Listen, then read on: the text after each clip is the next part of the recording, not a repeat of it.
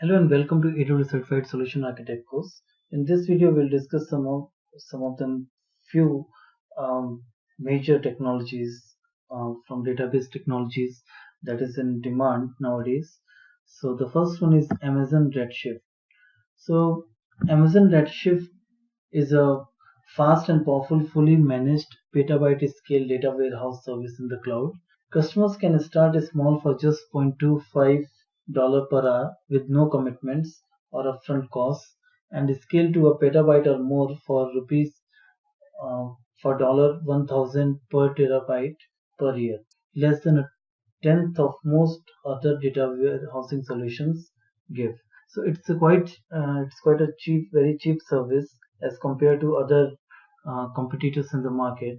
So and it's being very popular among the users nowadays. So let's discuss about the configuration of Redshift.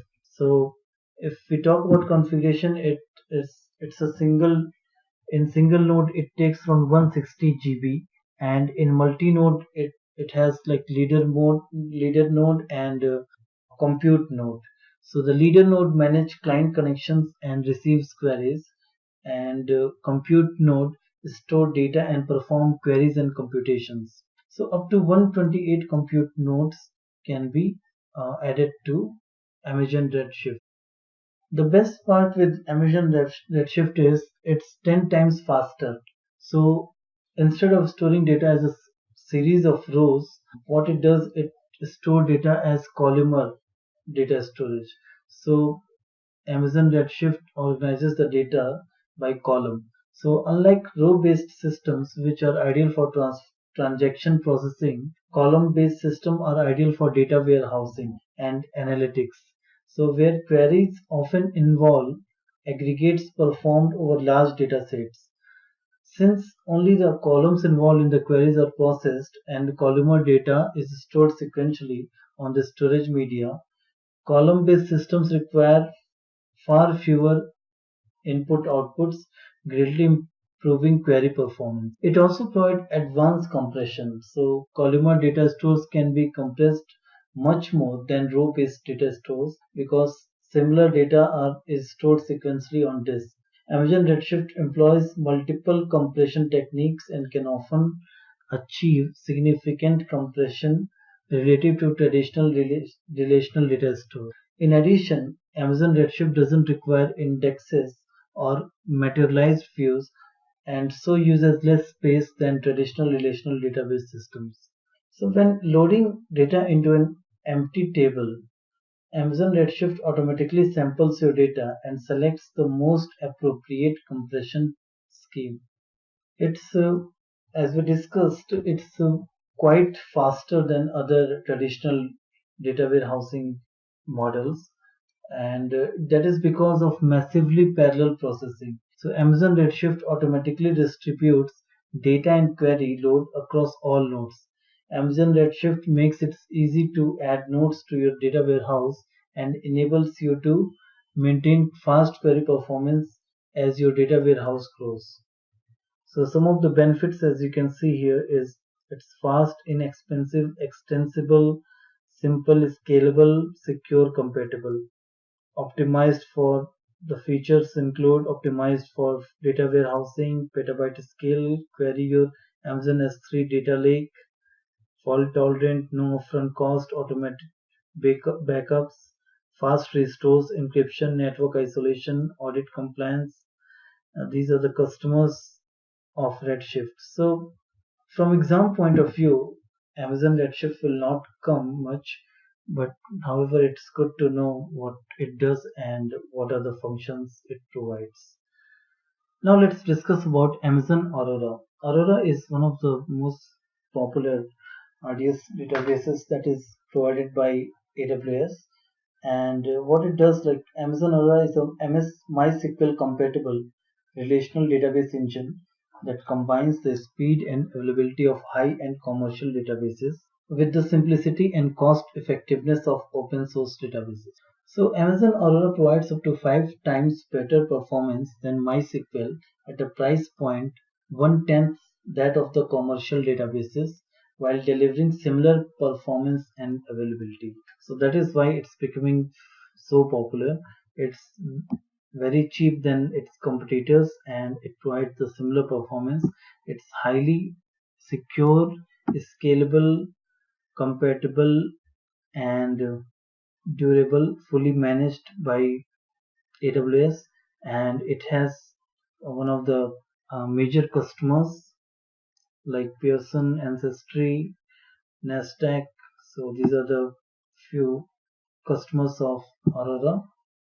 Apart from that, if we talk about Aurora scaling, it starts with 10 GB and scales in 10 GB increments to up to 64 TB. So scaling is not a problem. It can scale up to 64 TB.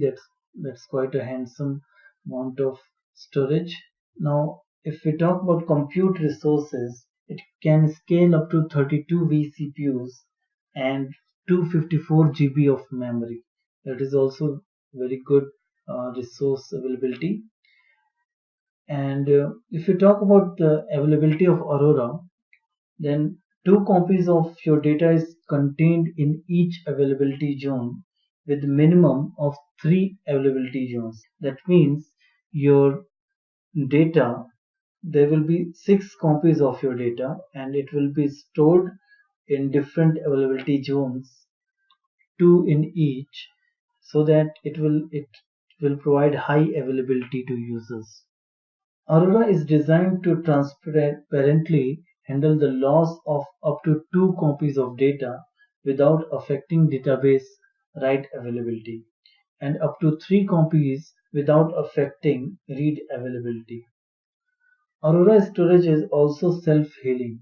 Data blocks and disks are continuously scanned for errors and repaired automatically.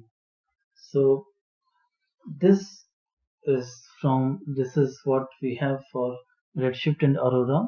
And apart from that, if I talk about other databases, so there is one thing that may be important from exam point of view, and I would like to discuss that.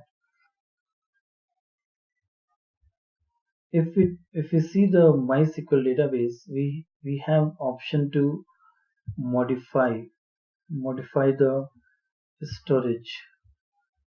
If I click on modify, I can change the storage to maybe 10 or whatever, so that I can do that. This flexibility is provided on MySQL database. So if you see here, it's telling that this allocated storage will be modified after this. But when we try to launch a DB instance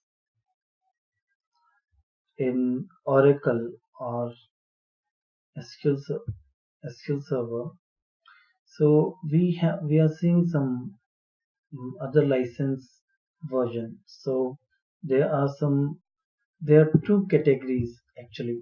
So in these cases, we can bring our own licenses, or we can use the licenses provided by Amazon RDS. So this is another thing that we need to notice, that we can also bring our own license to Amazon RDS and use them for the database engine. Apart from that, there is a storage limitation. So few other databases, like if I talk about SQL, and if you allocate a storage, then you will not be able to modify it later, just like we did for SQL Server, SQL database.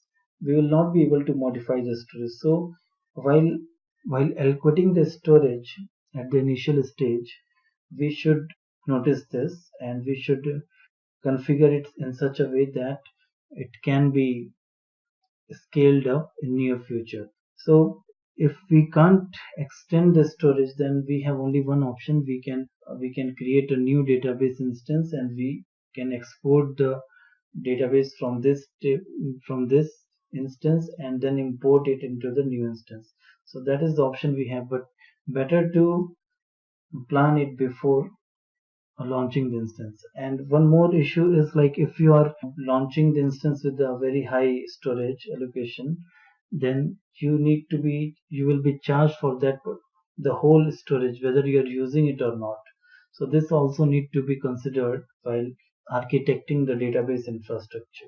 So thank you for listening. Have a great day.